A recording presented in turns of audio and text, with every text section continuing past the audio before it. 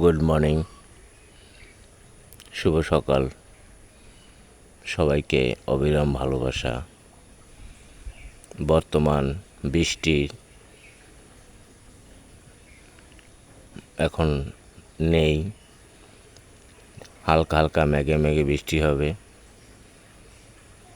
আপনাদের গাছের গোড়ায় এখন ব্যালকনিতে, ছাদ বাগানে ট্যাপ সার, সরিষার খোল এইসব দিবেন।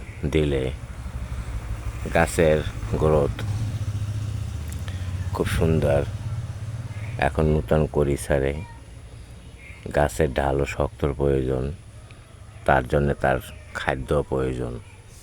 সরিষার খোল ট্যাপ সার দেবেন।